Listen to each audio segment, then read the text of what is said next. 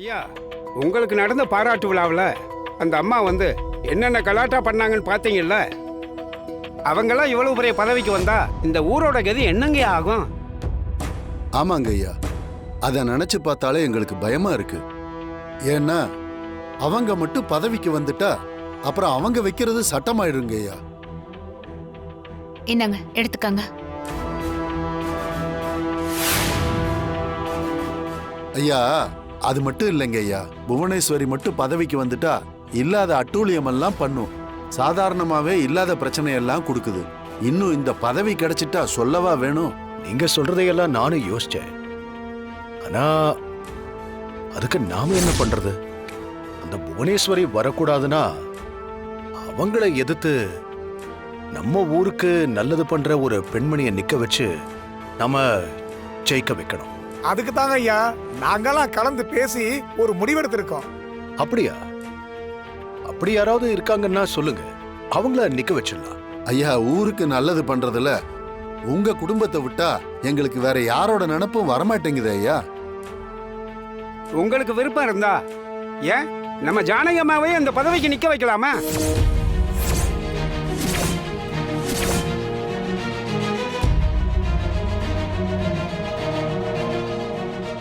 பாத்தீங்களா அண்ணி, இவங்க வீட்டுக்குள்ள சேர நாட்டாம போதாதுன்னு இவங்க எல்லாரும் சேர்ந்து இவங்கள இந்த ஊருக்கே நாட்டாம செய்ய வச்சிருவாங்க போல இருக்கே. அதானே, இவங்களுக்குலாம் வேற வேலையே இல்லை போல இருக்கு. கிளம்பி வந்துடுறாங்க வெள்ளை சொல்லையும் போட்டுட்டு. ச்சே. அண்ணி, நீங்களும் இந்த வீட்டு பொண்ணு தானே? அப்படி இந்த குடும்பத்துல இருந்துதான் நிக்கணும்னு நினைச்சாங்கன்னா இவங்க உங்க பேரை சொல்லிருக்கலாம்ல. ஏன் வீட்டு பெண்ணுங்களுக்கு இந்த பதவியெல்லாம் சரிப்பட்டு வராது. நீங்க வேற யாரையாவது நிறுத்துறதுக்கு யோசிங்க. என்னையா பண்றது? இல்லங்க ஐயா, நீங்க உடனே சொல்லணுங்கிறது இல்ல, நல்லா யோசிச்சு சொல்லுங்க. மன்னிக்கணும், இதுல யோசிக்கிறதுக்கு எதுவுமே இல்லை. இதுதான் என் முடிவு. இதுக்கு மேல இத பத்தி நாம பேச வேண்டாம். என்ன பண்றது? பெரியப்பா, எனக்கு ஒரு விஷயம் தோணுது. என்ன? பெரியப்பா, நம்ம தனாவோட ஃப்ரெண்டு தமிழ்ச்செல்விய தெரியும்ல? நம்ம காய்கறி கடைக்காரரோட பொண்ணு. ஆமா. அவ சோஷியல் சயின்ஸ் தான் பெரியப்பா படிச்சிருக்கா. அதுவும் இல்லாம அவ நல்ல மேடை பேச்செல்லாம் பேசுவா. நிறைய பேச்சு போட்டியில எல்லாம் கலந்துக்கிட்டு முதல் பரிசெல்லாம் வாங்கியிருக்கா. அவளுக்கு சமூக அக்கறையும் நிறையவே இருக்கு. தான் கண்ணு முன்னாடி எந்த தப்பு நடந்தாலும் அத தட்டி கேக்குற தைரியம் அவளுக்கு இருக்கு. நாம ஏன் அவளை நிறுத்தக்கூடாது?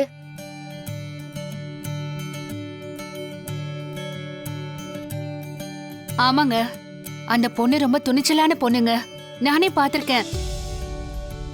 அப்புறம் உங்களுக்கு நடந்த பாராட்டு விழால நமக்கு எவ்வளவு ஒத்தாசையா இருந்தா. அப்படின்னா அந்த பொண்ணுக்கு விருப்பம் இருக்கான்னு கேட்டுட்டு நாளைக்கு ஆபீஸ்க்கு கூட்டிட்டு வா, நம்ம பேசலாம். சரிங்க பெரியப்பா. அப்புறம் என்ன, அந்த பொண்ணுகிட்ட பேசிட்டு அதுக்கப்புறம் ஒரு நல்ல முடிவா நம்ம எடுக்கலாம். சரிங்க ஐயா. சரிங்க ஐயா, ரொம்ப நன்றி. நாங்க கிளம்புறோம். சரியா, கிளம்புறோம். நாங்க கிளம்புறோம். வர்றோமா? வரோம்ப்பா. வராங்க ஐயா. நாங்க எங்க போனாலும் நீங்களும் அங்க வந்துருவீங்களா? ஹலோ, இங்க முன்னாடி வந்தது நாங்க தான். நாங்க போற இடத்துக்கெல்லாம் எதுக்காக நீங்க வரீங்கன்னு உங்களை நீங்களே கேட்டுக்கோங்க. ஓ, உங்களை யார் எலெக்ஷன்ல போட்டி போட போறா? இவன் என் ஃப்ரெண்டு தமிழ். தமிழ் என்கிற தமிழ்ச்செல்வி.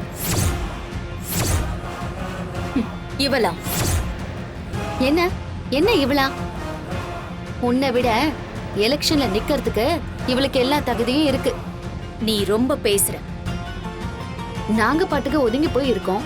வழி மறைச்சு பம்பு இழுக்கிறது யாரு? இத பாரு, நீ ரொம்ப சின்ன பொண்ணா இருக்க. உனக்கு அரசியல்லாம் செட் ஆகாது. ஒதுங்கி போயிடு. அப்ளிகேஷன் வாங்குற, நாமினேஷன் பண்றேன்னு வந்து நின்னா நல்லதில்ல சொல்லிட்டேன். ரொம்ப சின்ன பொண்ணா இருக்கான்னு நீயே சொல்ற, அப்புறம் எதுக்கு பயப்படுற? இவளை பார்த்து எனக்கு பயமா? நல்ல ஜோக் ரகுராம். என்னோட போட்டியாளர்னு என் முன்னாடி நிக்க கூட தகுதி இல்லாத. தகுதின்னு நீ எதை வச்சு சொல்றேன்னு எனக்கு தெரியல. ஆனா உன்னை விட தலைவியா வரதுக்கான எல்லா தகுதியும் இவளுக்கு இருக்குன்னு நாங்க நம்புறோம். உனக்கு தைரியம் இருந்தா இந்த பொண்ணை எதிர்த்து நில்லு. யாரை ஜெயிக்க வைக்கணுங்கிறத மக்கள் முடிவு பண்ணுவாங்க. நீங்க கிளம்புங்க. ஃபார்மை ஃபில்அப் பண்ணி நாமினேஷனுக்கு தயாராக்குங்க. தமிழ் வா நம்ம போலாம்.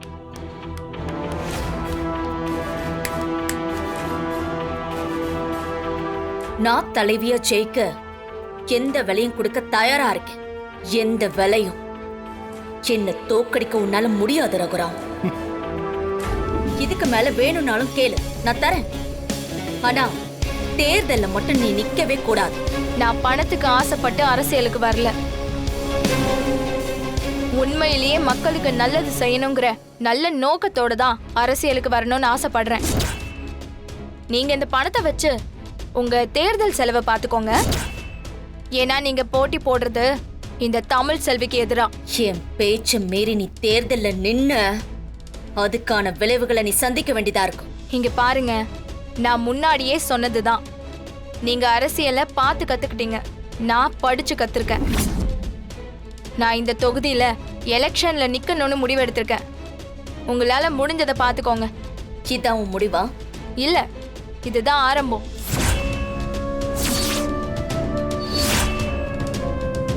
யோ கணக்கு சுப்பு, பொண்ணு பயங்கர ஆர்வ கோளாறுல பேசுறா. பொண்ண பத்திரமா பாத்துக்கோ. எல்லா நேரமும் நீ அவ கூடயே இருக்க முடியாதுல்ல. என்னம்மா இப்படி எல்லாம் பேசுறீங்க? என்ன மிரட்டுறீங்களா? நான் இதை பத்தி ரகுராம் ஐயா கிட்ட சொல்லட்டுமா? அதுவும் இல்லாம தேவைன்னா போலீஸ் கிட்டே போவேன். போலீஸ், ரகுராம, இன்னும் வேற யார் இருந்தா கூட போய் பாரு. ஆனா நான் சொன்னது நிச்சயமா நடக்கும். உன் பொண்ண பத்திரமா பாத்துக்கும். என்னங்கண்ண, போலாம். நம்ம சார்பா அந்த பொண்ணை நிக்க வைக்கிறதுனால நாம தானே போகணும்.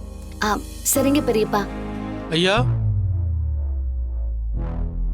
வாங்க வாங்க.